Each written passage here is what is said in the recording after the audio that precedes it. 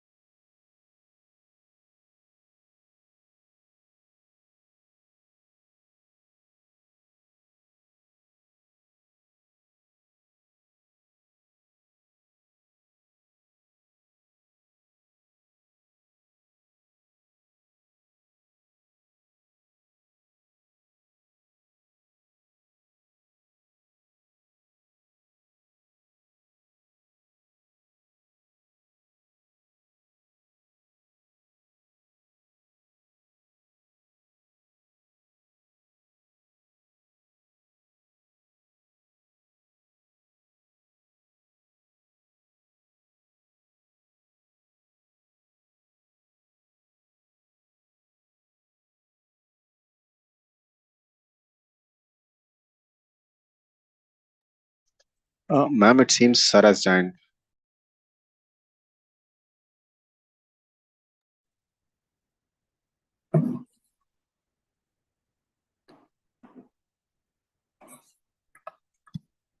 Sir, shall we start, sir?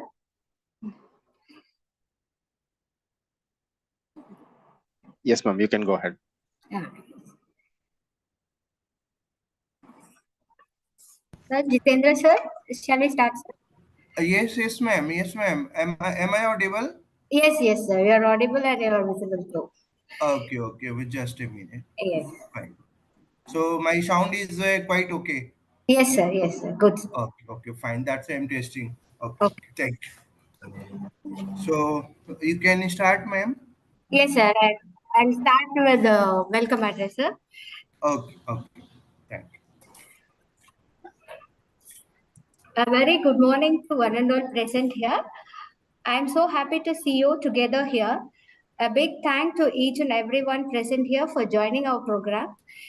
It gives me an immense pleasure to inform you that the Department of Mathematics, School of Computer Science and Artificial Intelligence, SR University, organizing this webinar on the topic Modeling Stationary and Non-Stationary Time Series and Inferential Perspectives.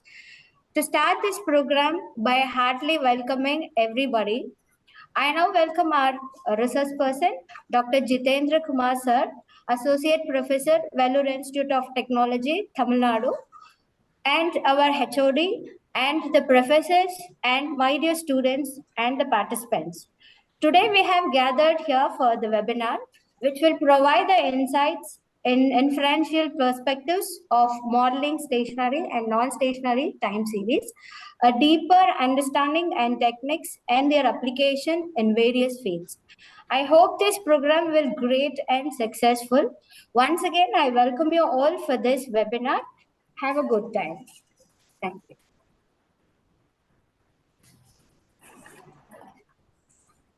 Thank you so much. Yes, sir. Uh, Hello. Yes, Good sir. morning. Yes. Good morning, all in one.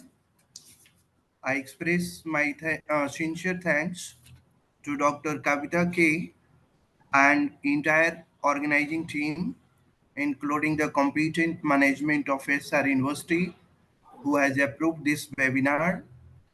It's my immense pleasure to be here to get got an opportunity to deliver a talk on the topic that is time series modeling, a stationary and non-stationary.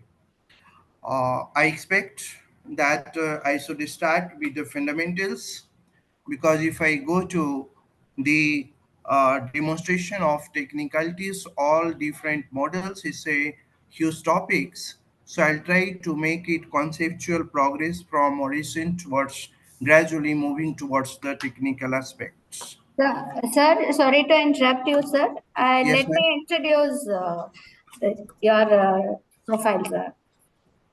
Oh, is it necessary? No, no, sir. We If are, you want, if you want, just to give few line, no issue. yeah, yes, sir, sure, sir. Right. I'm very proud to introduce our research person of their webinar, Dr. Jitendra Kumar, sir, Associate Professor of Statistical Science in Department of Mathematics, SAS, VIT, Vellore. Sir, having 25 years of experiences, including academic, research, and industry, he had over 5 years of experience and rendered his services at a different point of time in corporates and industries. He had served MIT University, Noida for 13 years, and he had played a vital role in establishment and growth of programs like MSc Data Science, MSc Business Statistics, MSc Computational Statistics and Analytics. Sir is presently the Fellow of Royal Statistical Society UK, life member of SSCA, IMS, and NBT, and other reputed scientific bodies and societies. I take this opportunity and feel very proud to introduce Dr. Jitendra Kumar, sir. And we are very happy to have this webinar, sir, and a very warm welcome and heartfelt welcome to you. I now request our resource person to take over the session. Thank you. Thank you so much, Kavita ma'am. Yes, And sir. that's a kind introduction. It's a great moment for. So I wish to start the session. The plan of the session is just I will start from, because I understand that the audience is from diverse background, maybe ranging from UG student to PG students, including researcher, scholar, and some of the worthy faculty members also. And this is a subject that is not so common. Rather, it's very much useful, but specialized to statistical sciences. So let me start from the scratch and try to make it more and more progressive as with the convenience and facilitations of the audience. My objective is to enrich them the existing scholastic level and make them a worth of exciting interest, and making it an opportunity to involve with time series modeling in their research activity and other related domains. So let me share my small handwritten handouts, so that some of the key things should be from there rather than going for the conventional PPT. So allow me for a moment to share it.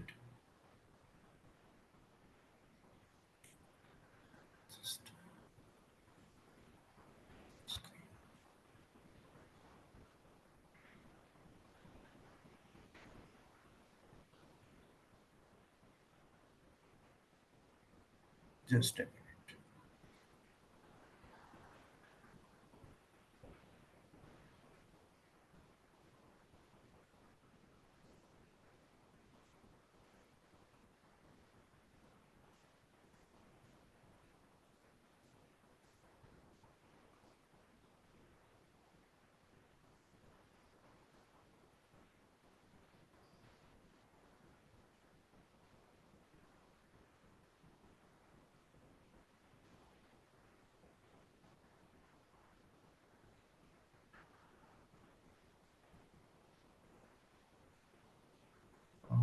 Just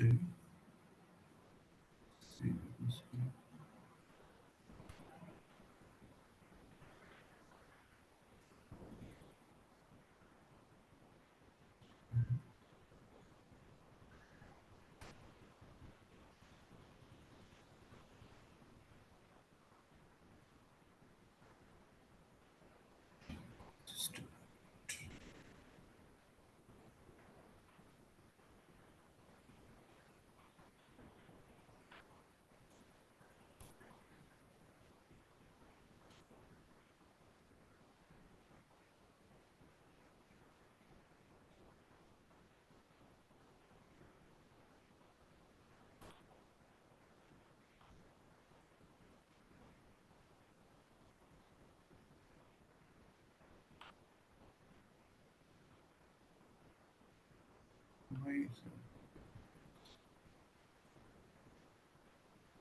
share?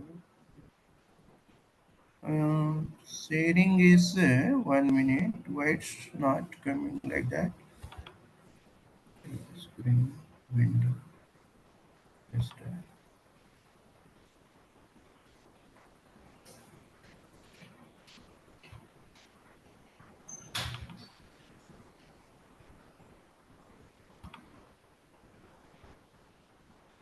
Ma'am, can it pass visible that side? Yes, sir, it is visible. Okay, okay. Sorry for delay. No, no Uh, problem. so here, this is the uh, important aspects of our talk, which we are going to have now. The topic is modeling stationary and non-stationary time series and inferential perspectives. And my key focus should be from exploratory basics introduction concepts to sum up the components and classical decomposition techniques, some important methods that I will discuss once I will start analysis. But since it is so vast, probably the time is the constant. Let's see how we can progress. These are the few techniques which is most commonly available in time series modeling process. That is moving average, double moving average, additive decomposition method, multiplicative decomposition method, the single exponential smoothing model, double exponential smoothing model, that is also called the Holt trained method, triple exponential method, that is known as Holt's seasonal method, and of course, concept of ACF and PACF. After this work, these tools, only we are in a position to move through the higher end advanced time series modeling using ARIMA, GARIMA, SHARIMA, GARCH model. So we will not do this before going from the basics. So here, a few objectives of the talk today. We'll try to discuss some of the forecasting technique and modern methods to analyze time series. So analysis of time series is a second step. First, we'll go through the fundamentals as per time frame, and then to amalgamate the intellectual facts of the time series data and share to the audience. To link the time dependent analytical tools and building the models using real time problem. So here, this is the introduction section, and in a time series modeling, the first thing is what is the nature of time series data set. When the data or information observation in any form related to any event is a function of time, then it is a time series data where y denote the dependent variables, f denote the function, and t is the point of time where we have the data set observations collected through. The sequence and ordering play an important role in time series analysis, and that's why it is also important in time as well as space. So, in a time series modeling, generally we will use three types of data set where the data set is purely through the time, that is called pure temporal data or simply temporal data. When data set is a function of a space, that means location of the event matters, then it is a spatio data. And when it is combination of these two, then it would be a spatio-temporal data, right? So in a real-time application, we could have a spatio-temporal data, uh, and that is more useful. This spatio-temporal data is commonly used generally. So here, uh, some of the fields where we are generally and most frequently using time series, and these are the some important, not all, because list is very lengthy and very long. So here, engineering, geophysics, business and economics, medical studies, biostatistics, meteorological study, environmental study, quality control department, SQC and SPC, social sciences, demographic and technical demographic, like population study and all, a study of vital events of mortality, marriages, birth, etc. Then agriculture field and many more fields, from astronomy to criminology to anthropology. Everywhere we can use time series phenomenon, and of course the modeling is needed. Some examples just to make it from different field, as I mentioned, engineering, geophysics, all. For example, we observe sound, electric signals and voltages, turbulence such as ocean waves, earth noises in the areas, daily opening and closing price in a share stock market, weekly interest rate, monthly price indices, quarterly sales, yearly earning. We record electrophalograph in a biomedical application, EEG we call it, electrocardiogram, ECG, hourly wind speed we measure generally, daily temperature, annual rainfall measurement, daily temperature measurement, diurnal temperature measurement, monitoring a process according to certain target value, a study and records of vital events like annual birth rate, annual death rate, marriages, registrations, accident rates, crime rates, annual crop production, and prices, etc. So I have given dotted because the list is pretty long. Now, a time series such as electric signal and voltage is of different type. Basically, these are the examples of continuous type. So continuous time series is very important when we handle a continuous measurement. Whereas there are phenomenon count wise and all, that is discrete time series. So a time series such as interest rate, crime rate, accident rate, volume of business sales, profits, crop yields, these are basically considered as a discrete nature. So this is of discrete type. Commonly used time series is of discrete type, and more of the phenomenon we will handle is of discrete nature. Therefore, this gives us a clue that we should have to be ready in a time series modeling with both type of statistical distributions, like the continuous distributions as well as discrete distributions. And because when we do the modeling, those distributions are frequently needed. So a good knowledge of probability density function, probability and statistics, and distribution modeling is the preliminary requirement of a time series modeling and their computations. Now we'll come to some basic small terms, and what is the key question is actual objective of time series. Here I mention few one, like to develop an understanding and description of generating the mechanism. People are second most important, widely used is forecasting and planning the future values. So here there would be a short term forecast, there may be a medium term forecast, and there may be a long term forecast. There is no fixed rule. Some scientists and some school of thought understand that yes, the forecast is short term when it is just between 0 days to 30 days.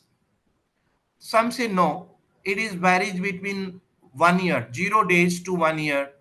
So that's why a rough idea for the purpose of analysis, we will say that 0 to 1 year, and medium term forecast could be 1 year to 2 year. Long term forecast could be greater than 2 year.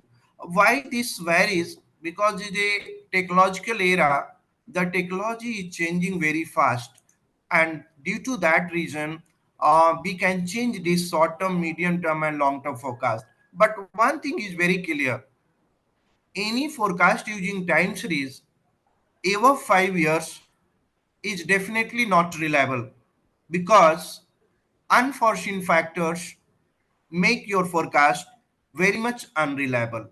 So usually there are two categories of methods used in time series modeling, irrespective of the nature and behavior of time series data, whether it is stationary and non-stationary. I'll come to that.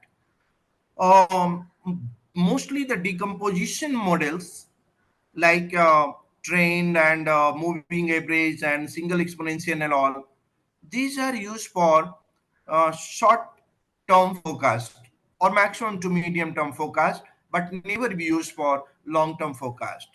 But when you go to the trend based forecast and using advanced forecast modeling, ARIMA and other models, we will go for even long term forecast with a pretty good level of accuracy, reliability, and validity. I will discuss those criteria. So there is another point: is any intrinsic nature of time series? Answer is yes. Its observations are dependent or correlated, and the order of the observations is therefore important. So for doing a time series modeling, we cannot jump into modeling all of sudden. We should have to understand the very basics requirement of a modeling, where this intrinsic nature of time series data is very important, because each previous data play an important role in characterizing the nature of present and future data. This is not so applicable to non-time series modeling. Here is the uniqueness of time series modeling with other mathematical and stochastic modeling. That's why the time series modeling is having a special significance in handling the real-time problem. Now, some basic things. Suppose in terms of variables, if you say x1, x2, x3, xn are different time series variables denoting different event, maybe crime rate, maybe temperature, maybe closing price, opening price, stock price, crime, anything else, right? At different point of time, t1, t2, tn, then xt or yt, whatever you denote, that some books and articles and research paper use yt, some are using xt, is a function of time, and time could be either t, small t, 1 to 3 up to n, finite number of time, or denoted by the index I. So here t is the time and xt is the corresponding variables, and that is the start point of time series measurement. Now some utility. Where do we utilize it? So utility number one, for the purpose of analysis of past behavior, we would utilize the time series modeling. Here, we are interested in analyzing the effect of population growth. For example, we are interested in analyzing the effect of technological advancement on curtailing the crime, or effect of technological advancement on treating cancer cases in India, right? Different type of cancer, or any more, many more example. Just I mentioned to open your thought process in that direction, I'm giving few examples. These are just a roadmap to understand the utility. Now the second utility, as I said, it is for the purpose of forecasting and planning. Just I discuss it. That is one of the most important utility of time series modeling. So analysis of past behavior provide a true basis of future action and future plan. For example, the analysis of a time series relating to income or wages or production would be the basis for forecasting the future income or wages or production. If we don't have the previous information on income and wages level, you cannot do the forecast of or future forecast of income and wages or production. So indirectly, this study help us in making the future plan of actions, future projections, and that's why it made our job more scientific and implementation more objective. I will come to different criteria. So this is another utility. Time series help us in evaluating the current achievement. That is important for a corporate world to understand what's going on currently. How do we measure the current performance in the organization? Maybe the employee promotion, or maybe the resource utilization, facility allocations, the depending upon the nature and behavior of organization, the current performance is very important to be utilized. And for that reason, the time series is one of the best option available. Utility number four, there are many more utility, but these are the most frequent, that's why I use it. The fourth utility is time series enable us in making a comparative study. When one organization performance compared to another similar organization, when one sector of industry and economy is compared with parallel another corresponding sector or economy, the time series modeling will be going to play very important role. So these are the few utilities which I would like to discuss with the audience at this moment. Now I'll come to second point of our discussion, that is component of a time series, because this is the building blocks without which we cannot talk about the time series. So here basically there are four components of any time series, whether the time series is of cross-sectional nature or of longitudinal nature. These four components are generally going to be analyzed. The first one is the trend, or we call it long-term movement. The second one is seasonal variation. Third one is cyclic variation. And the fourth one is irregular variation. And you know that the seasonal variation will happen usually within a year. Country like India or most of the tropical countries located at tropics and temperate region even, the seasons play very important role in business and other economic activities, because season impact on people behavior, people living standard, people utilization of resources, productivity, all things will affected by the season, sales, business and all. In India, cultural country like India, you can see most of the business will shoot during third quarter, because most of our festivals from October, November to Pongal, Deepavali, Dashara, Telugu related, other, many other festivals lies between these 4 months, 3 months. Then cyclic variation generally will be happen beyond a year. In every 4 year cycle, there may be a boom, there may be a recursion, there may be a recession in US economy or in the world economy, including India and other countries, right? So that is called the variations over an year will be categorized with a component cyclic in nature. And then the most difficult component to deal with scientifically is irregular component, irregular variation. It does not mean that we cannot do modeling. We do it, but our mathematical treatment and comprehension is little very difficult. And of course, the irregular elements and variation control is very very difficult even in the era of technology. So random variation cannot be easily controlled. This is a fact, and of course, 100% control never be possible. To some extent, we can control something, but not we cannot control earthquake, but we can control the effects of post earthquake if we know that the earthquake is going to happen, or these are the locations, these are the time where earthquake is likely to be happen. So those kind of things definitely going to help us in a study of time series. So the building blocks of time series modeling is this four component. Now we'll come to a statistical model and forecasting part where what are the key things which we, so there are several different statistical time series model used to analyze and solve the stationary and non-stationary time series. Most of the time series will be of non-stationary nature. When we talk technically stationary time series, it means that when a time series move forward with constant mean and constant variance, then we declare it as a stationary time series. But generally it not happen.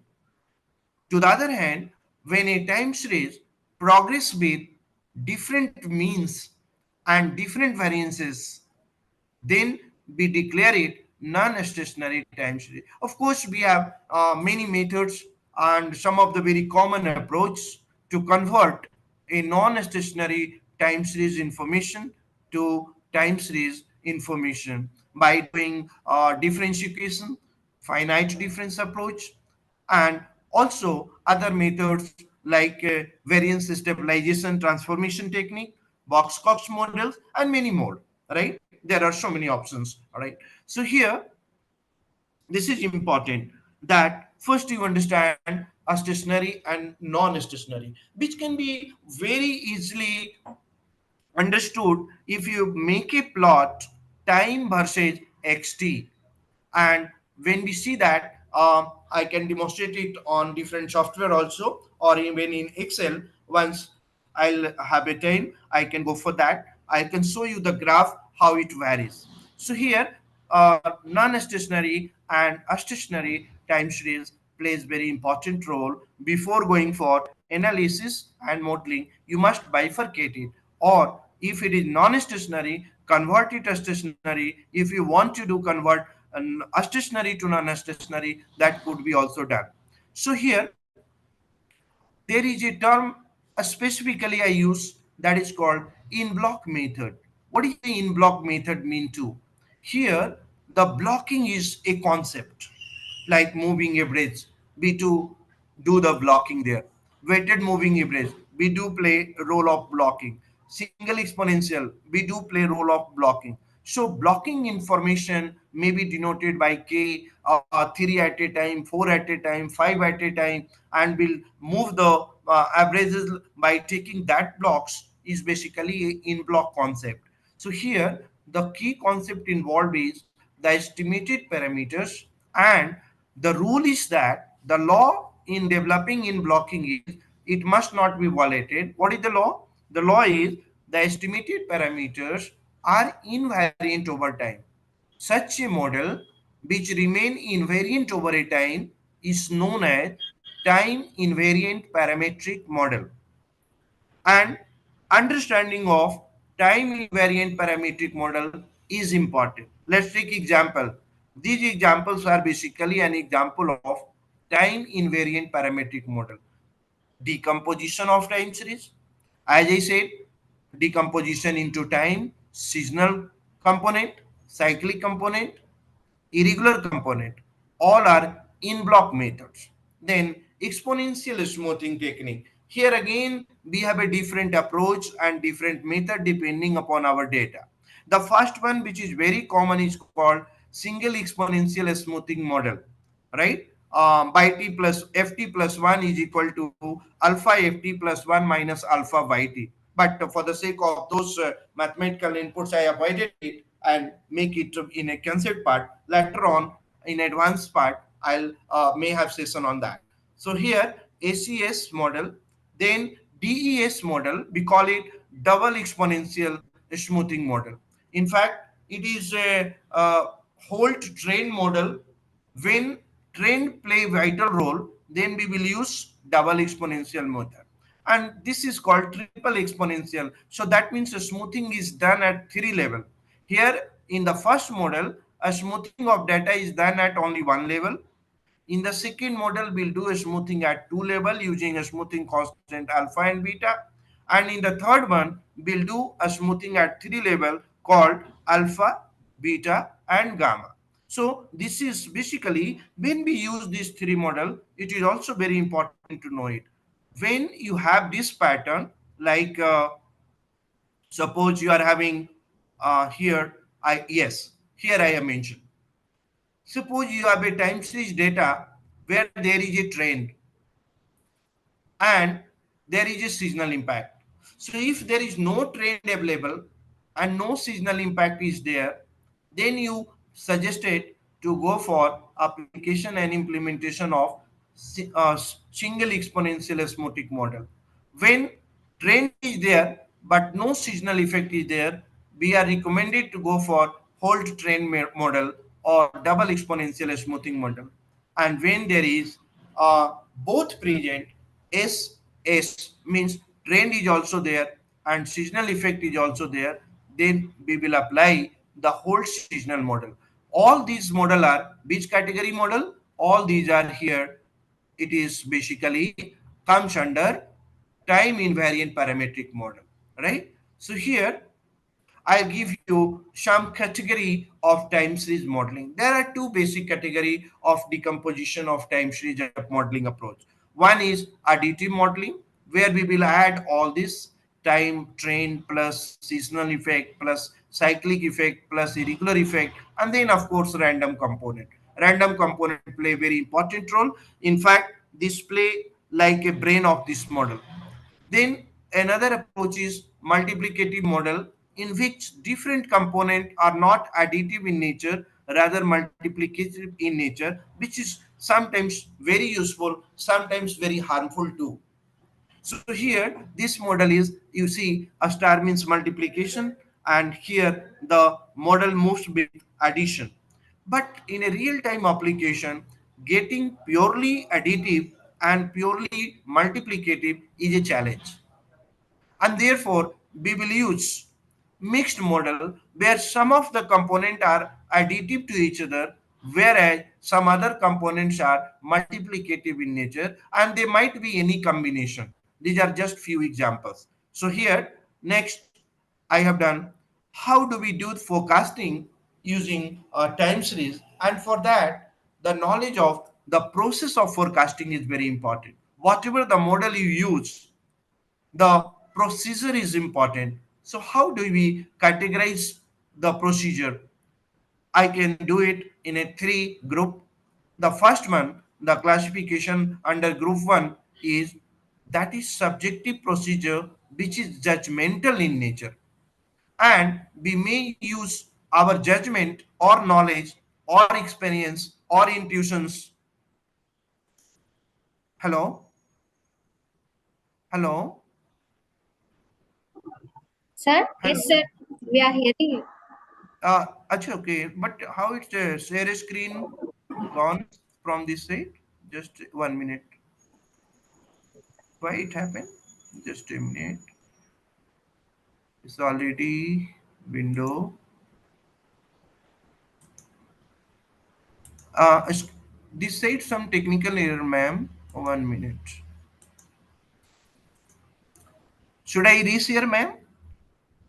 Yes, sir. We can proceed. 1 minute. 1 minute. I think there is some sudden things happen.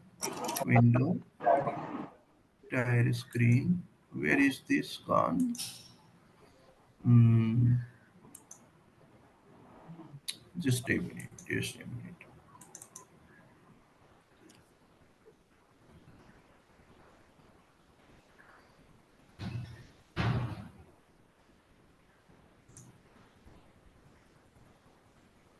Okay. So, are you able to look at this screen, ma'am?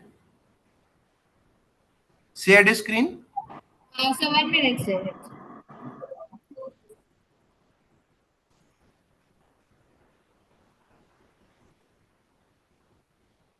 Hello? Sir, the I think screen so. is not yet shared. Not shared, no? So Yes, I sir. think 1 minute.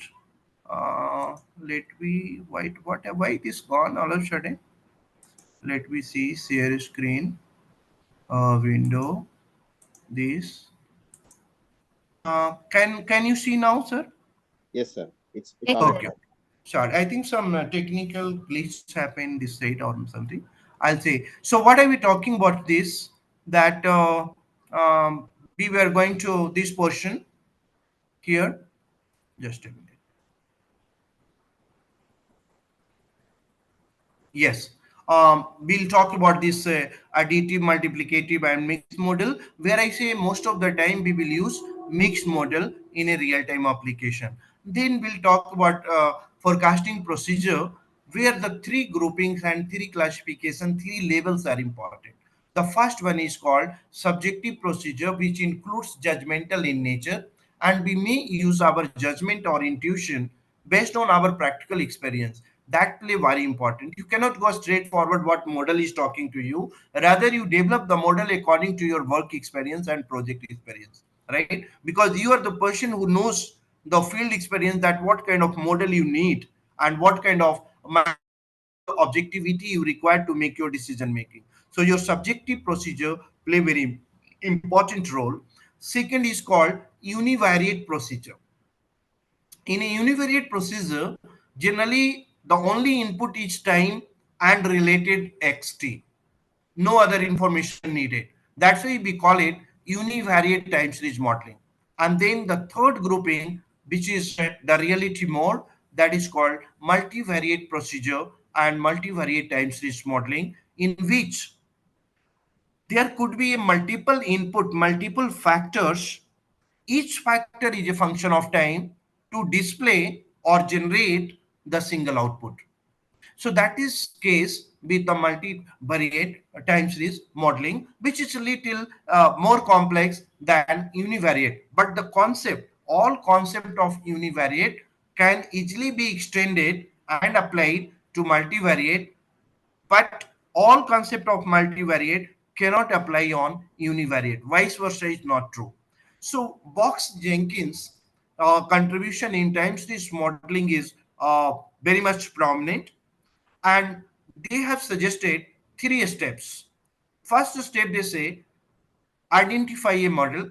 So which model you'll do, whether you go for single exponential, or you go to double exponential, or you go to Holt seasonal model, or you go to ARIMA model, ARMA model, SARIMA model. There are so many options. So first you be sure what model you need to, and then second step, you whatever the model select, go to the methodology, adopt the methodology to estimate the parameters in that model. And the third one is called diagnostic checking. What is the diagnostic checking? Means that every model produce some residuals, and it is your duty as a scientist to analyze the residuals and follow the diagnostic measures, conduct hypothesis testing, both parametric and non-parametric nature. There are various options and tests. For example, whether you want to check and residual suggest you in a multivariate time series modeling, your residual plot suggests heteroscedasticity. So you must eliminate it first. So you must know how to identify the heteroscedasticity, how to identify the multicollinearity using, for example, variance inflation factor, and there are other methods. Then once you identify it whether it is a serious or it is non-serious. Can you negotiate? If yes, go with negotiation. But if it is serious, please don't negotiate. Otherwise, you have to suffer in terms of many criteria for a good time series modeling. I will discuss those criteria few moments later on. So here, residual play very important role in diagnosing time series modeling or even any mathematical modeling. Residual is the key. So a person must be very smart in assessing different and handling the residuals and the methods. There are so many methods that is exclusively, for example, if Darwin Watson test fail in diagnosing the autocorrelation in the time series modeling, then what is the best test? Answer is Darwin Watson H test, in which you have to find out the H statistic, do the calculation, and get solve it done. So there are like that. I cannot make it in few sessions, but But yes, each methods require separate 1 hour session to go for that even more. But yes, it is important here to insight that what is the role played by residuals in a diagnostic checking.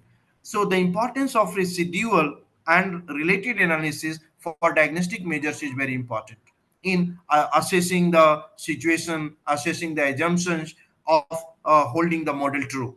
Now the next level is, that's why I given this example, that you can apply the ACS model only when there is no trend and no seasonal effect. If there is a trend and no signal impact, you cannot apply ACS. Rather, you go for DESM, that means double exponential smoothing method or whole trend method. And like that, you can go to option 3 when both are present. Then you can go to triple exponential smoothing method. Demonstration of this based on the data set is quite simple process. You can do it in different software also, in Excel and MSL, few software which is frequently used. I named it here. So here I say, let's take example, time series is seasonal, which is a model suitable for analysis. If time series in which the season play very vital role, example, the person who is doing business of a swimming pool in India cannot do have a business in North India during December, January, where chilly winter are there. No swimming pool is open.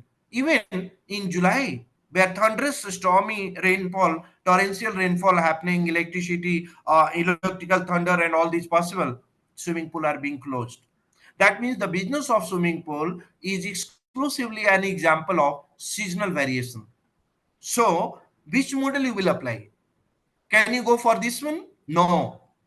So here the Sarima model is most important model, and all analysis parameters and forecasting you have to apply, that is called seasonal auto-regressive integrated moving average model.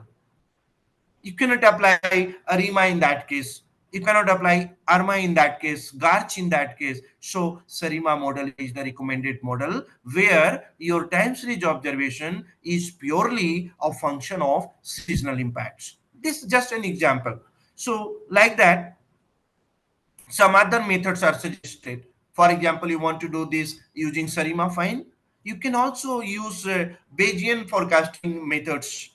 This is very common today because of flexibility and robustness, where lot of prior and posterior information, prior information is used to make the posterior information with a probabilistic input, that is called Bayesian approach. And then Kalman filter approach is again very useful methods for handling the time series which is dominated by seasonal impact. So these are just few examples. There are iterative procedures in time series. Of course, majority of the procedure in time series is of iterative nature, and that will help you in estimating the parameter, because least square method approach or ordinary least square method approach will not work in time series modeling.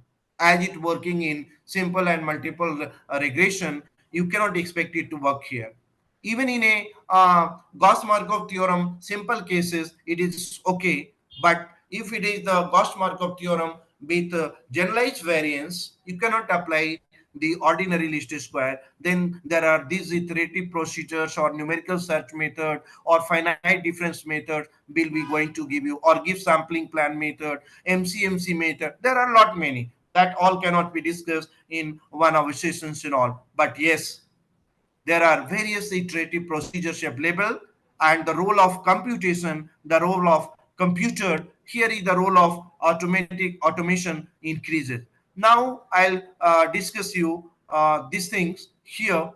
What are the forecasting performance of a time series? How do you make sure that whatever you use the model, that for the purpose of forecasting going to satisfy you, going to convince you that you do a good job?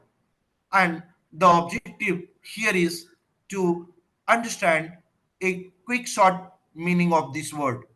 One is your modeling give you a solution that could be objective in nature, that bring accuracy.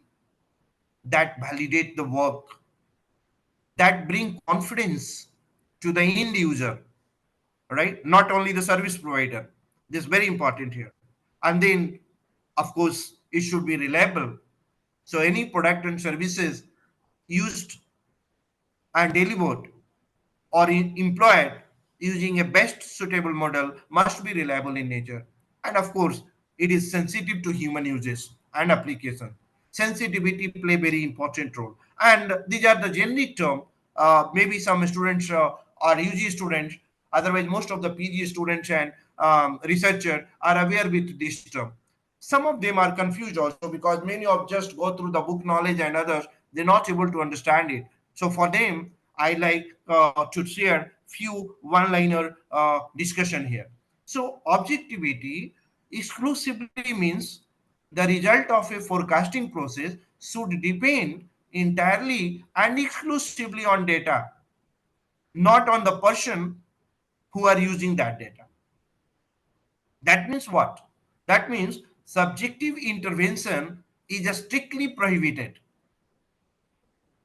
And if it is compulsory, then at least it should be minimal possible.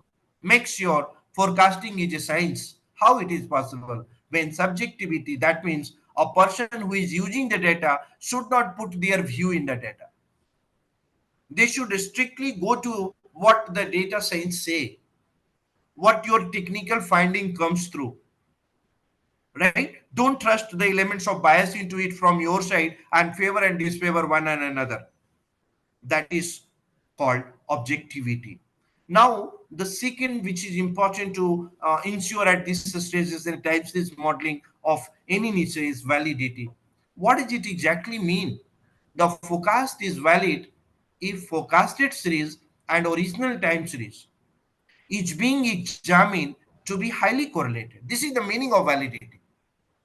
You are forecasted the values which is totally uncorrelated or not related or partially related with your original model, original work.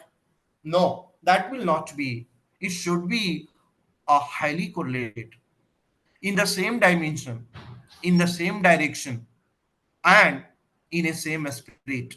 That is the meaning of validity. Now, reliability. Can every validity make sure reliability? So here again there is a confusion and a lot of debate going on. Validated versus reliability. Many people do mistake, especially the student level researcher commit a lot of mistake in understanding validity and reliability. So reliability relates to consistency. It is a probabilistic measure, and the more consistent the results, the more reliable forecast it is. Reliability means consistent in performance. If you repeat the performance again and again, replicate your work, the performance will remain at same pretty level, maintain the same level of quality. That is called reliability. So the next term is accuracy. It is closely related to validity. It is not possible to have an accurate forecast that is not valid, but it is possible to have valid forecast but not accurate. So accuracy ensures validity, but validity may or may not ensure accuracy. This is very important to understand for everyone. We may summarize this validity and accuracy discussion using this line. Accuracy is measure of the fitness of the forecast. If you have high level of accuracy, that means the health of your forecast model is quite fit. If accuracy is compromised, that your forecast model something wrong with variable selection, something wrong with model selection, something wrong with diagnostic, something wrong at training level, something wrong at validating the model. So you have to investigate. Maybe wrong in your data set, or maybe something wrong in your data mining, data processing, data cleaning, but wrong is there. So high level accuracy is needed, but you don't aspire for getting accuracy close to 100. Again, that is a problem. That means some wrong manipulation are there. So accuracy should be a pretty high, somewhere 80% to 90%, 95%, 92%. But it should not be 99%, 98%, or something, something. Even though technology is there, does not mean nature is not going to play. Variation always being guided by the nature. Human control is okay, but to some extent cannot exceed a limit. That is the principle Einstein given us long back. Now, confidence. What is the confidence? Again, this is a probability measures, is a length. So confidence tell us with what probability we should accept the result of the forecast. We cannot just do modeling. We get the result and we'll must develop a confidence limit, and we'll check it. What are that confidence level? At what level of alpha? What are the confidence level? Does this probability is going and making us ensure about the events to be happen?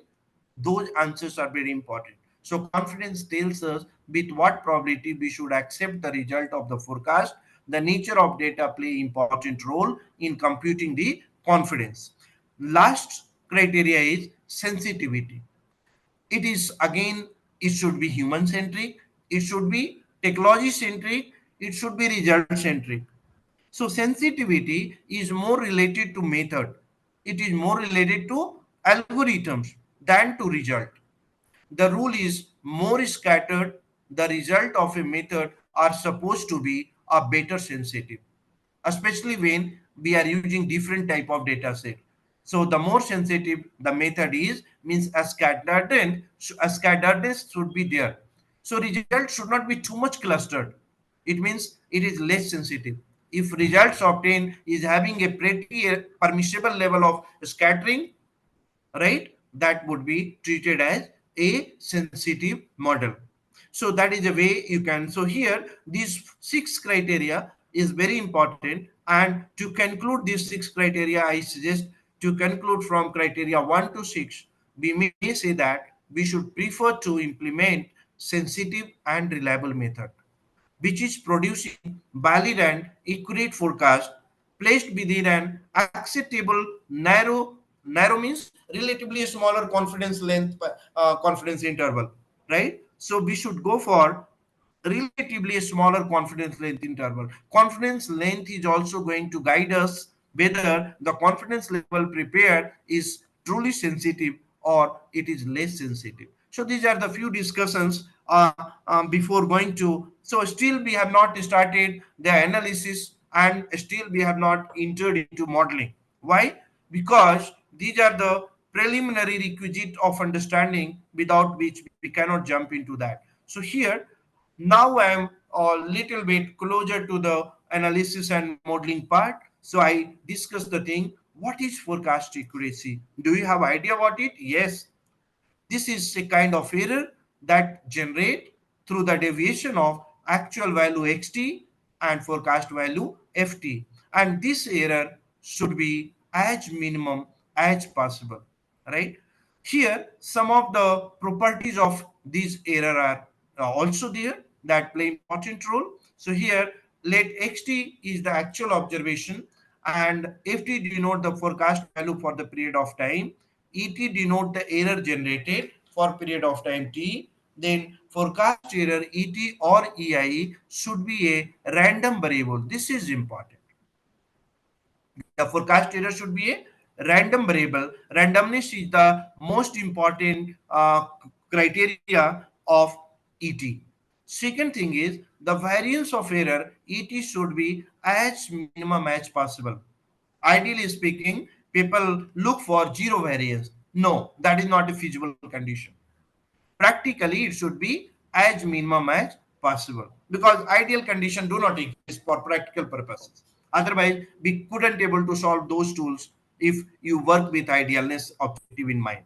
Now the third one is the statistical measures. What are the statistical measures generally commonly used for that purposes? And the few of them are very common. I think most of you have heard it. That is called mean error. So you compute the error generated through your model and divide it by number of error, and this is called mean error. When three cases are there, your mean error is greater than 0, it shows there is a systematic positive bias in the model. If your mean error is less than 0, it shows forecast is systematically negatively biased. And if your mean error is 0, that is the ideal case, as I said. Even in that case, despite the prediction, that means there is neither a positive bias nor a negative bias. That is difficult to get it. But yes, possibility are there. Now, the second important statistic that is used for measuring is MAD, that is called mean absolute deviation or mean absolute error. And this is the formula where you've seen the mod value make it insensitive. Why? Because it always give a positive value greater than 0. So MAD tells us how much our forecast is biased towards positive. It always being biased. So that's why not recommended much. The third method is, which is interesting, that is called mean percentage error. And this is mathematically expressed as the ratio EI upon original value XI into 100 for all data points divided by number of errors generated, and then it would be MPE. What it gives? It gives an average percentage deviation or error for our forecast from actual series.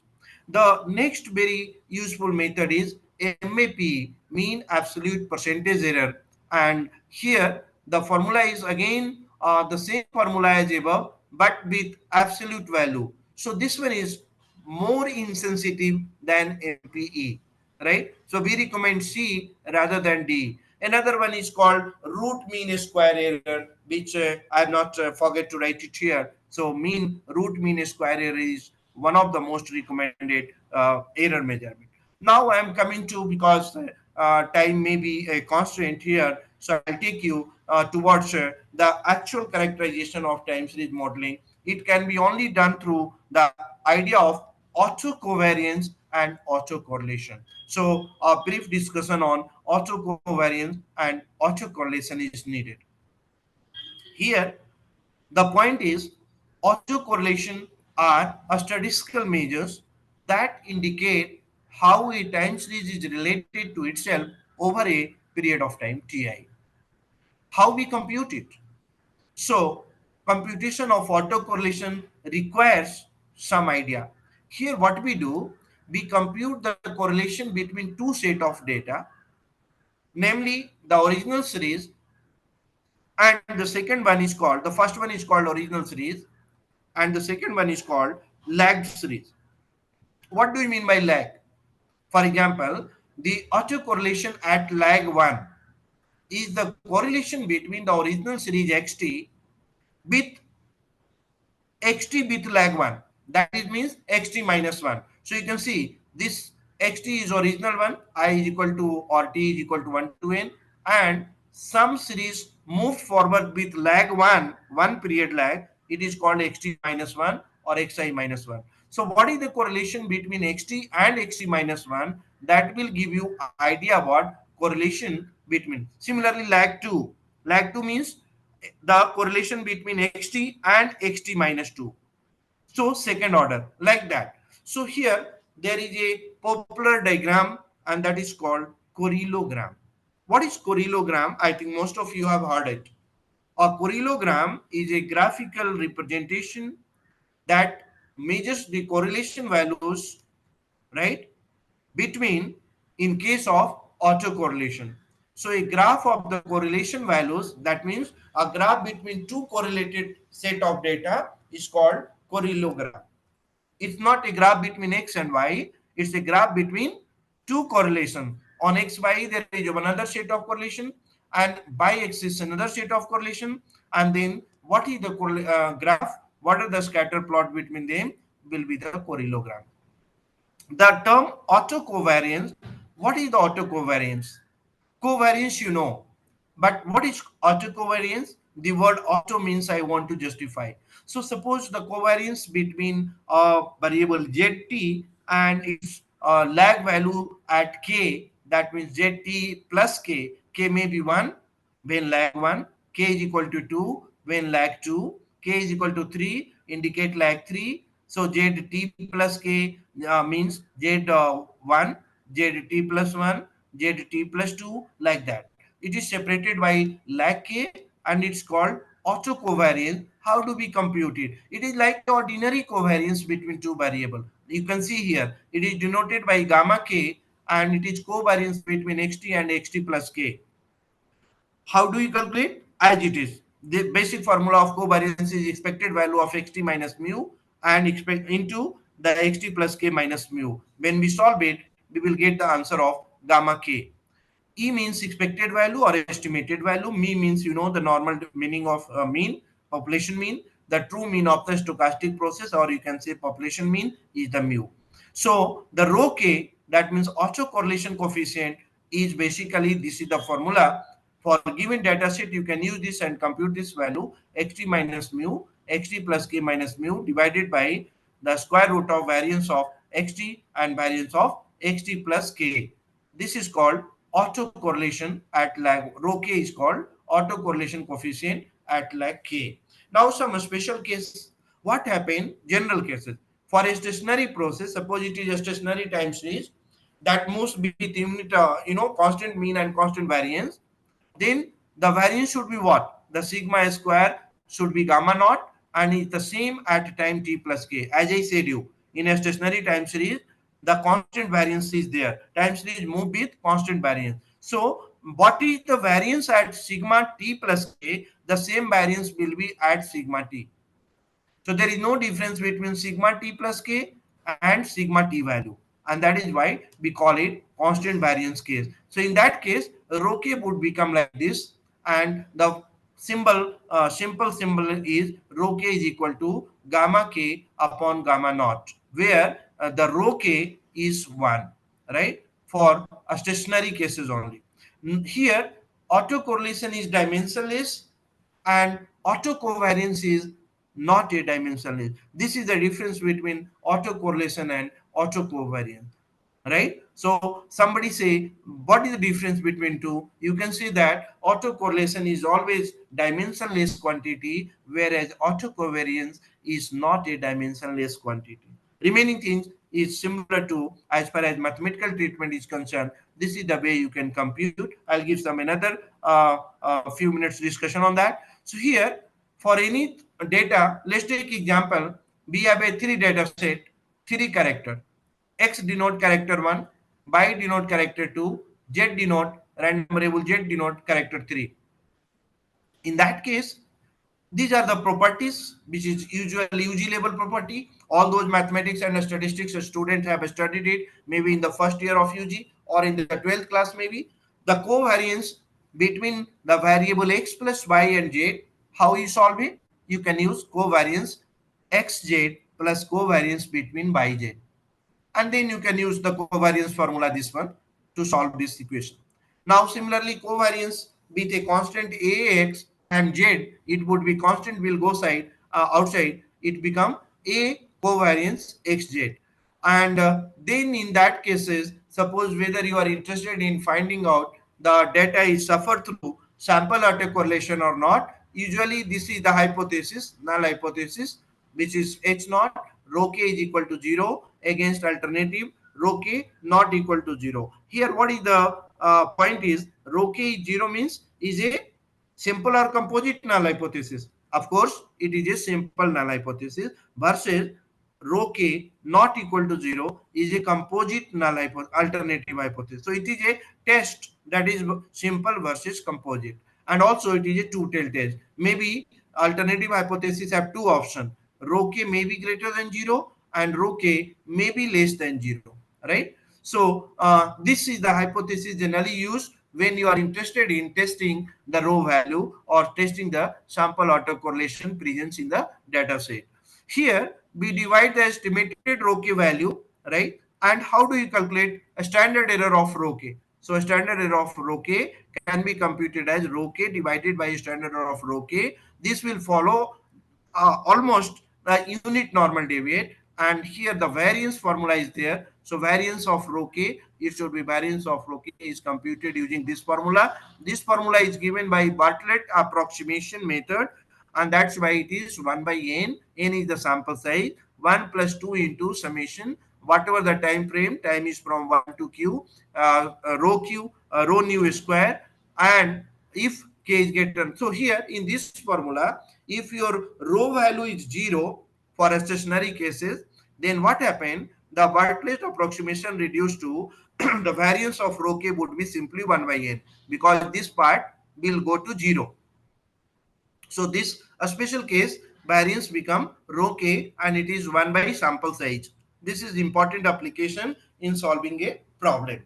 Now standard deviation can also be calculated, as you know that standard deviation is a square root of variance rho k. So you can use the square root of this formula, above formula, and then you can use it. Again you can apply, if rho k will be a special case 0, then it become a standard deviation also become a square root of 1 by n.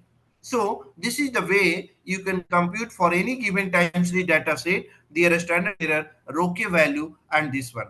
Now I'm talking to how you can compute the auto correlation and auto covariance in a matrix form, right? So here the auto covariance matrix is associated with a stationary process for observation x1, x2, xn, and it made in successive times t1, t2, t10 denoted by following matrix. Here this symbol is used for the autocovariance, or this symbol also used somewhere, so you can use this one, or both are a standard symbol.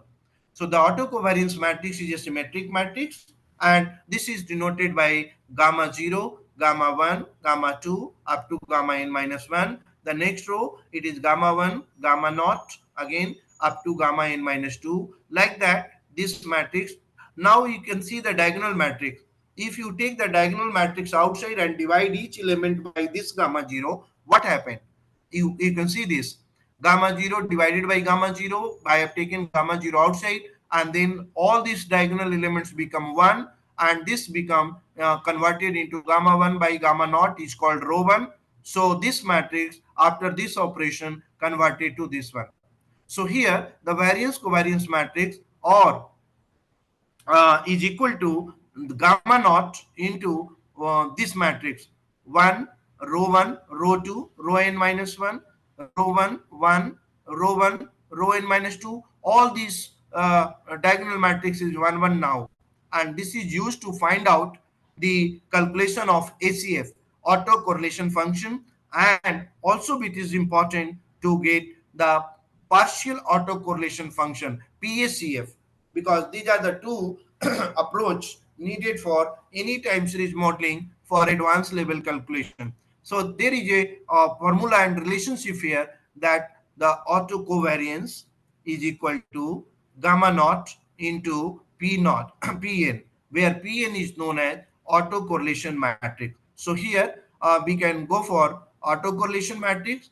If the process is a stationary, that means, as I said you, what is the characteristic of a stationary data set? A stationary time series data, both the autocovariance and autocorrelation matrix associated with the process are positive definite. So let's consider how do you frame the variate, because when you use mathematical treatment, now this is a time where you can start modeling and all. That's why you need to generate variate. How do you generate a basic variate in a time series modeling? So you can generate through basic variable. Your first basic variable is xt at time t, xt minus 1 at time t minus 1, xt minus 2 at time t minus 2, xt minus n plus 1, xt t minus n plus 1. And then if you take the linear combination of this, that is denoted by LT. So you can see L1 with XT, then L2 with XT minus 1, linear combination of L3 with XT minus 2, and so on. When you add this all, it become a linear variate. So LT denote linear variate in a time series modeling. This will generate the building blocks of multivariate time series analysis. So you can compare LT for one set of characteristic with LT of another set of characteristic. You can find out covariance and autocorrelation and other measures between these two, and do the analysis and do the modeling. So almost we have been through with all basic concept, that is preliminary stage knowledge for having a development of time series modeling process. So how do you generate the variance? Of course, the variance of this variate LT would be, that means LT is a linear combination, would be given by double summation index I is equal to 1 to n, j is equal to 1 to n, Li Lj and gamma j minus 1. Gamma is the correlation between Li and Lj. So this variate going to play in computation of variances for mathematical treatment and all. Now the next point, that is one very important point, is a stationary versus non-stationary time series. How do we achieve the stationarity? Here I should write non-stationary. I forget to write it. So it is written a stationary versus a stationary. No, it's a mistake. It is non-stationary versus a stationary. So in general, time series exhibit a form of non-stationary behavior that can be removed by taking successive difference at certain. This is the basic fundamental approach. There are other method also, but I have taken because it's a short webinar for a few hours only, so I can't go it in a workshop, and other demonstration will show that all. So here in general we will take what general we can find non-stationary time series. That means that time series is moved with different mean and different variances. We want to convert it to a stationary time series. That means we want to obtain more stable variation in a time series that will move through, not static, move through. But how? With constant mean and constant variance. So this is the typical character of a times a stationary and non-stationary time series. So suppose you want to use some operator. Let's take first one, which is commonly used operator, is called backward shift operator, where if you apply b of xt, it become xt minus 1. Then second order, that means second order shift, backward shift, it is b square xt minus 2. And jth order, any order backward shift you can make. So backward shift b raised to power j xt means xt minus j, and j is the number of lag. For example, here backward shift happen by lag 1, here backward shift happen by lag 2, here backward shift it happen by lag j. So in general we can write in this way: bj xt is equal to xt minus j, where j could be any positive value 1 to n, and right shifts the series backward in time of j unit. Similarly, there is called difference operator delta, and this operator again will be defined as there is a relationship between difference operator delta and backward shift. These are related with delta is equal to 1 minus b. So delta xt is equal to 1 minus b times xt. When you solve this, you will find xt minus bxt, and then you get this expression, simple expression: delta xt is equal to xt minus 1. So when we talk about, suppose this is first level, second level, then it is delta square xt, then you will go to xt minus 2, and like that. What is the dth level or nth level? It is 1 minus b raised to power d into xt. So this is the third operator which is needed for converting a non-stationary to a stationary time series. This is the first one, backward shift b. This is the second one, forward shift, that is delta. Then third one, that is called seasonal difference operator, and represent it using delta suffix s. So delta s used for seasonal time series with period of s, where definition is it is 1 minus b raised to power s. This is the definition of seasonal difference operator, and then we can apply it on different data sets exit to obtain the non-stationary to a stationary behavior. So delta S can be useful in obtaining a series that is free of seasonal patterns and is stationary. The action of delta S on a time series could be done using this formula: by t is equal to delta S xt, 1 minus b raised to power s into xt. When you solve it, you will get 1 minus beta xt and xt minus beta s to power xt. By t is equal to delta s xt, and then we solve it, and finally. So now I have finished all those preliminary part that is required to be discussed before moving to analysis of time series. This is the all preliminary sections which we deal with. Now I ask the audience, do we have time to go for time series? Should I represent in Excel format, or what is your plan? Kavita ma'am, does time permit us, or should we stop at this point? Yes, sir. We can ask the participants to raise their queries.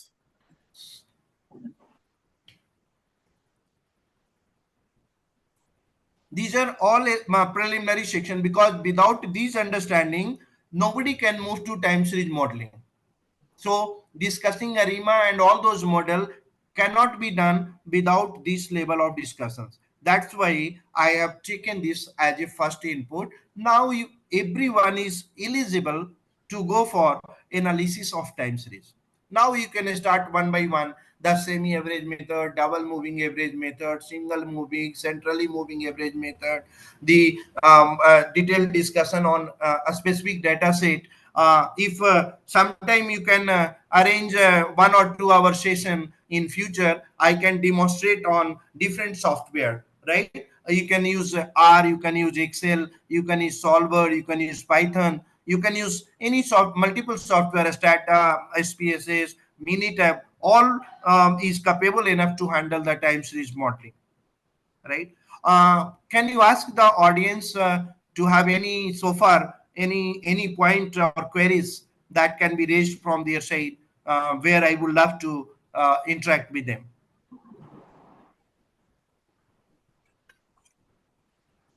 Audience, please, you can ask your queries.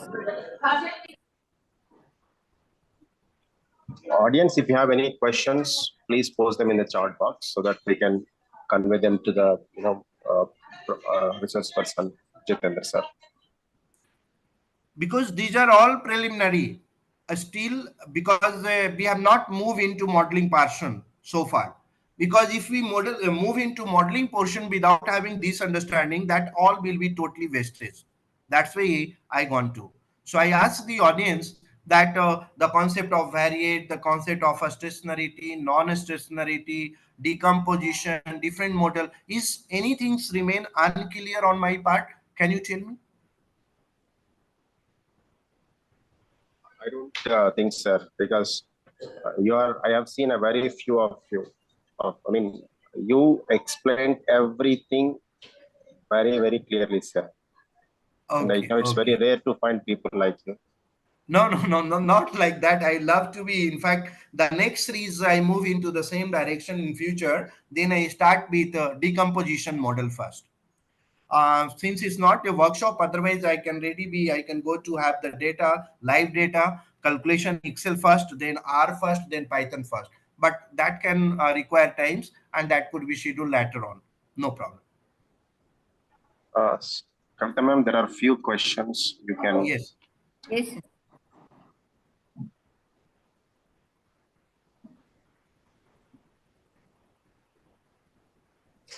Sir, there are questions like please Yes, yes, elaborate please. autocovariance and autocorrelation through example. Okay, okay, okay, okay, okay. Uh, should I give an example through Excel demonstration in 1 minute? Sure, sir. Okay, okay. Let me stop this share point first. Stop sharing first. Then I'll share another Excel file for clearing this. It would be very useful for you people. Just a minute.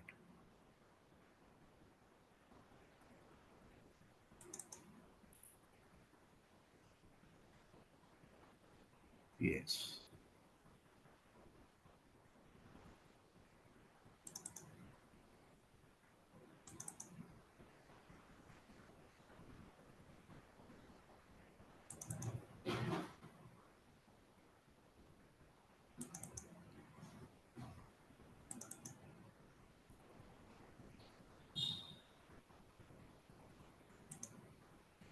Okay. So now I should share the screen. Yes. Is it cerebral? 1 minute. Why it's not stop sharing? I think. I'm gonna reshare it. 1 minute. It's all go to window here, here. Are you able to see this Excel sheet? Yes, Yes, sir. sir. Yes. Okay, okay, good, good, good. Now I'll take few minutes here. You can see some of the examples. For example, let's see. For example, here this is called single exponential model, right?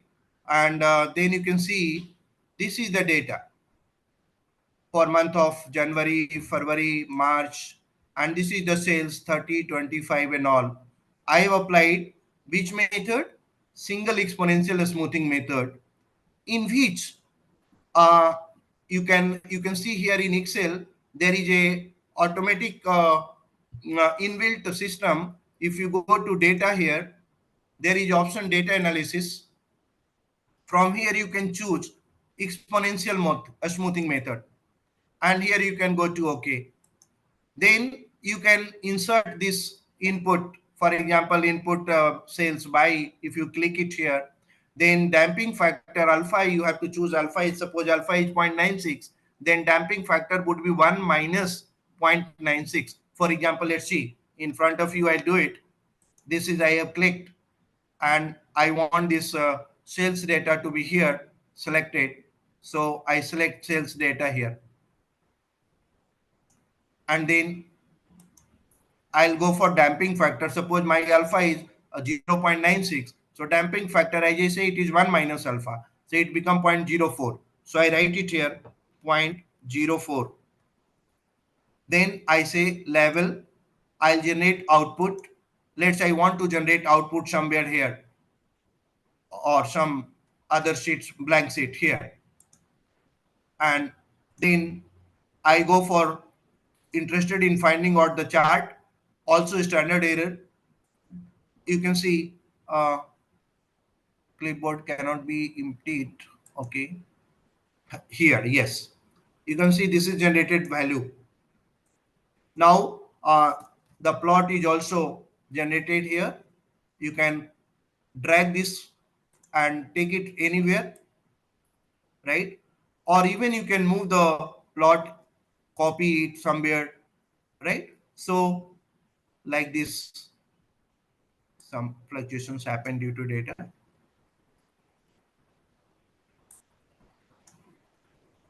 You can take it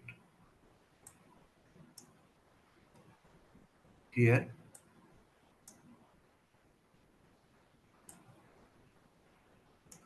Now you can see it here, your original value, and this is your basically the predicted value. So this point is very much interactive. If you click on the blue line, this shows actual data. First value is 30, but there is no forecast for first. Why? Because as per model you cannot get, is a recursive model, so the first value will be treated as basis of the forecast. And then you can see for remaining values, red color, the 30 is the forecast value, and here it's showing 25 is the actual value. So this I have represented to you showing single exponential. But your question is related to autocorrelation. How do you compute autocorrelation? So here I am going to give you another example to show you double moving. No need. So here I can show you another example. Just I click on it. 1 minute.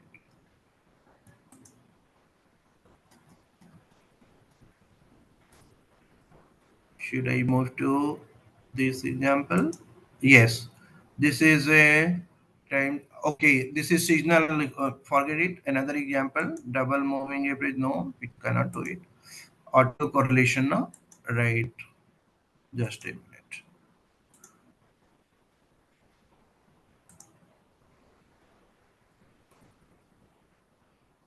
Then we'll go to auto correlation. This function is here.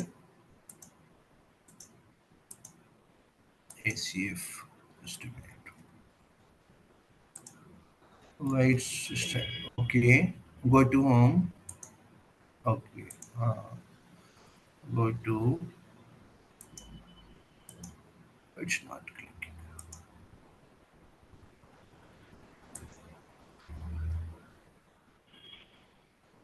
One minute.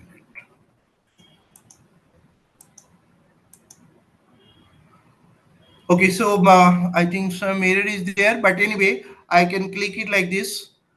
Suppose you get this data from here. Uh, I just copy this data.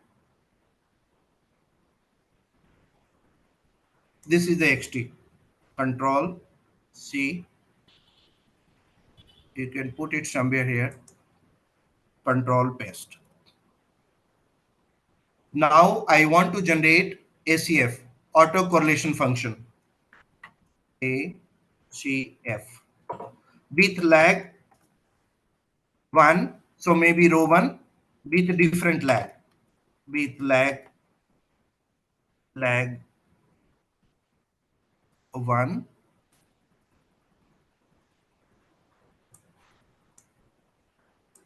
maybe lag is 1, or maybe lag is 2, like that, different lag.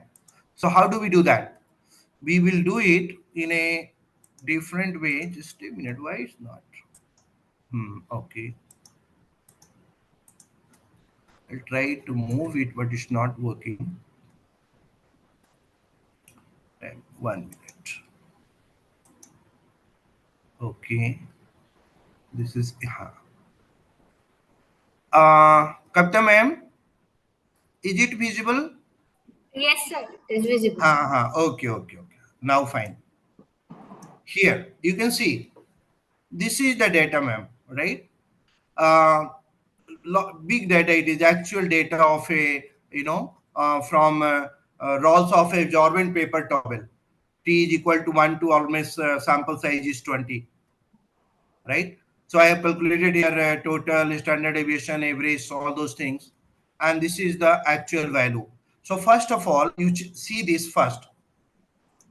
I plotted this xt versus t to know the nature, whether it is stationary or non-stationary. So you can see the graph. This is moving like without constant mean and constant variance, right?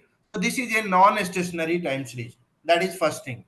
By plotting, we can itself identify that the variation is not about a mean position, and the variance of this also not fixed about a mean position.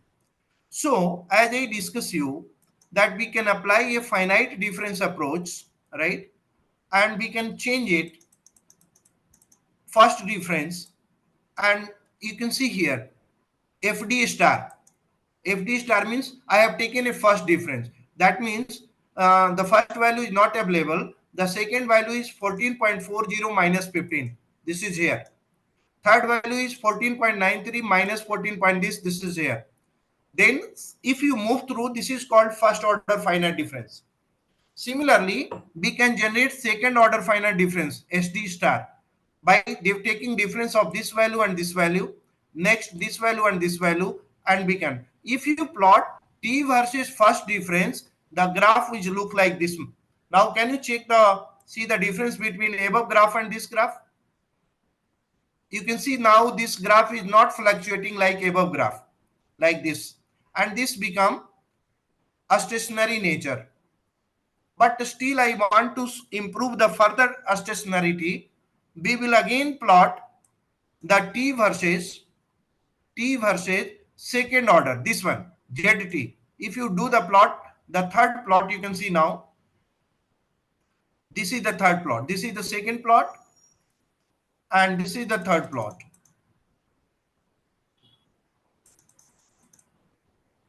Yes, I have written its second difference. I have operated the finite operation method, and you can see this is more. So is what you see that the time series is moving about this line in a very consistent and pivoted manner. Here, the variance is also almost constant towards the variance, actual variance, and the time series is moving with mean, that is also about the mean value. So this is one thing which I show. Now I'm going to show you how you can compute the auto correlation. You can see this is your data.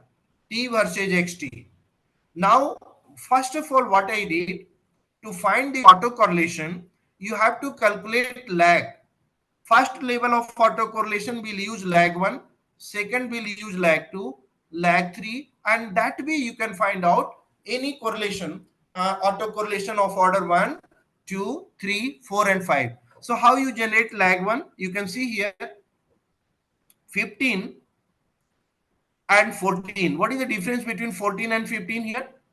That will generate lag 1. Lag 1 means here you can go for the difference of k, right? So first of all, you take this xt value and then you consider the average of xt here. You generate the difference, that is called mean difference, xt minus x bar, xt minus x bar whole square. This is required to generate this lag, right? So we will generate it like, the formula is that, how do I write the formula of autocorrelation? Because first lag rho 1 is created using this one. This is the rho 1. I have used ACI. You can see ACF1. So first lag rho 1 is 0.90. How it come? It is 0.198 divided by this value of N198. So what we do, we have already done, this value in the denominator will be fixed, this one. So sum total of this value is here. We will divide this by using the n. This is, you can see, n78 to 197 is a fixed value, and this is total of this. So when we use this value for ACF, we will use it. ACF calculation, you can check it here. This is O198. O198 is this value. That means it is total of which one? Lag 1. You can see lag 1. Then I'll divide this value, total of lag 1, with this value. We will get autocorrelation 1. Now we will, this is called rho 1.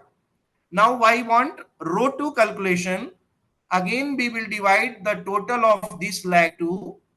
Lag 2 means what? How do you calculate lag 2? From here, in calculating lag 2, you have to take this value minus x bar with this value minus x bar. So we have to pair 14 with 16.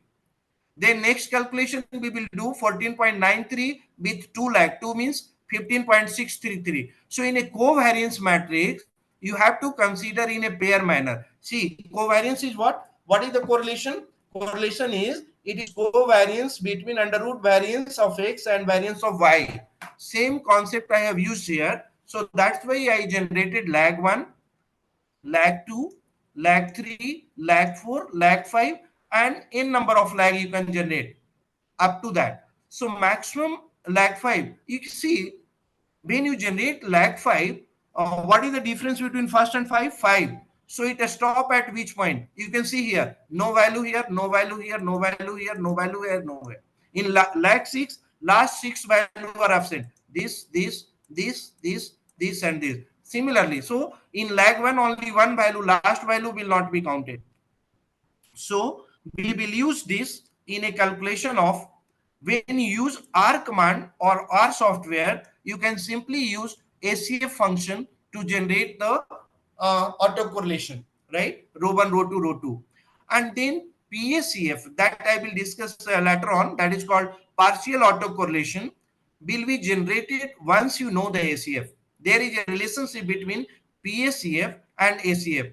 You cannot generate partial autocorrelation without calculating the ACF. But to calculate the ACF, you have to compute it one by one. First, you want ACF order 1. Just you go to generate lag 1, and then after getting the lag 1, like this I have done from actual data, lag 1, then rho 1 will be calculated. How? The total of this divided by this value, total of this one, 205.19 divided by this value. Similarly, rho 2 ACF order 2 or ACF with lag 2. This will be generated. This one, how it come? This value divided by this value, and so on for each one. Row 1, row 2, and please remember, row 1 never exceed 1. It would be between 0 and 1 always.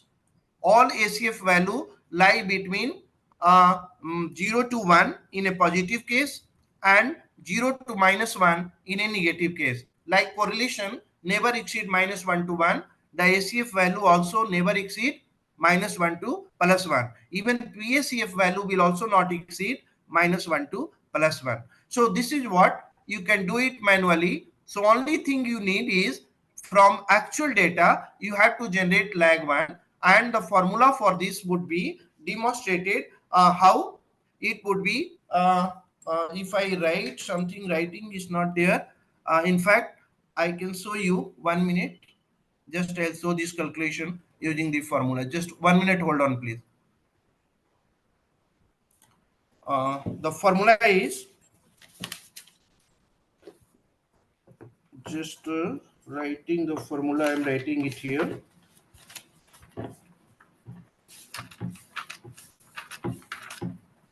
Yes, we can use the formula. For example, I want ACF 1, then it is summation xi minus x bar into, for lag 1, we have to go xi plus 1 minus xi bar divided by summation xi minus x bar whole square. So denominator will remain fixed. That's why you can see in every calculation I have fixed the denominator. You can see here denominator is n198. This one denominator is same, n198. Only thing is changing is this one, numerator value, because numerator there is a product of two deviation. First deviation is xi minus x bar, and second is xi plus 1 minus x1 xi minus 1. Like that, if we move to for all, so from this data you can move like this. First you will go to lag 1, so you can take this minus x bar. That's why I have calculated x bar here. You can see here x bar is calculated. So this minus this, next value would be into 14.4046 minus x bar, and this calculation come here. Similarly, for second lag, we will do 15 minus x bar into 14.9368 minus x bar. For third lag, what we'll do, 15 minus x bar, we will start from here with product this and this now. Third lag. Fourth lag, 15 minus x bar minus 15.632 minus x bar. So this pair of value will be taken in numerator, and then in the numerator we'll take the sum of all those product, that is called covariance first, and after the covariance we'll divide it by variance. So this is nothing but you can see here, it is a ratio of 2:1. What is the ratio? This is covariance divided by variance. So for this one, covariance is this one divided by variance. You can see getting this value 0.87. How? So autocorrelation is nothing but is a covariance with lag divided by variance. Is it okay now? Hello? Kavita ma'am, are you able to understand this? Yes, sir. Students are leaving one by one. I Okay, think okay. time So is. just okay, sorry. So I think maybe Thank it's you a so lunch much, time sir. for them. Very clear explanations you have given. Very much we are thankful for that and grateful to you, sir. These calculation is very simple, ma'am. Why? Because on the first row I have calculated for each lag covariance, and then I have taken the division by variance. This is the variance. So denominator is always same, and numerator will vary for AC1 this one, for ACF2 this versus this, for ACF3 this divided by 3, and a separate lag I have created. You can see lag 1, lag 2, lag 3. This is the requirement. This is the basic way how to handle in Excel. After that, you can use Python and all. That will be automatically give ACF command, and you can use that, and it will give the whole data, the autocorrelation for 1, 2, 3, 4, 5. So I stop here because students lunch time and I have Yes, taken more yes, sir. time. Sorry for that. Right? I'll We'll come. have another webinar or a workshop, sir. We are looking forward to hear from you more and more. Definitely, definitely, man, definitely. Thank you so much, sir. Thank you so much. Can Sure. I proceed with the vote of thanks, sir?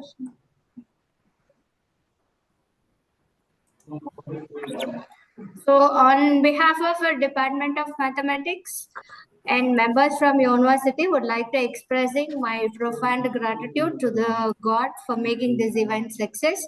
I would like to express my sincere gratitude and special thanks to our research person for taking time out of his busy schedule.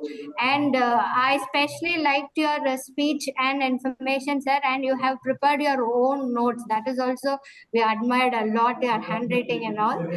And where you mentioned the utilities and components of time series, the way you explained is exemplary, sir. I also wish to thank our HOD, Dr. Ravinder, sir, and have given us an opportunity to organize this webinar. My special thanks to our coordinator, Dr. Ravikiran, sir, for this support throughout this program. Thank you, sir. Finally, I thank all the participants who have turned up to a great number. Thank you so much for your cooperation. Thank you, one and all. Thank you. Thank you so much to organizing team members, the Yes, sir. respective HOD, and the management of Department of Mathematics and the top management SR University, the school dean and all. Thank you so much for such a beautiful moment for me to interact with your students. We look forward in future too. Thank Yes. you so much. Thank you, sir. Thank you so much, sir. May I take leave now, ma'am? Sir? May I take leave now? Yes, sir. So Okay. I will get back to you, sir, on phone call. Okay. Thank you. Thank you, Thank you. sir.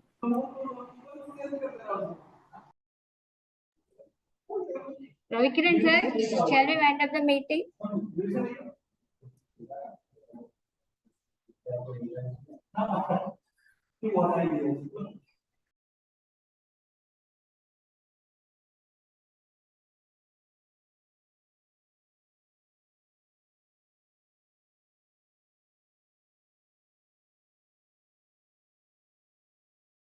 Thank you, one and all, for your cooperation.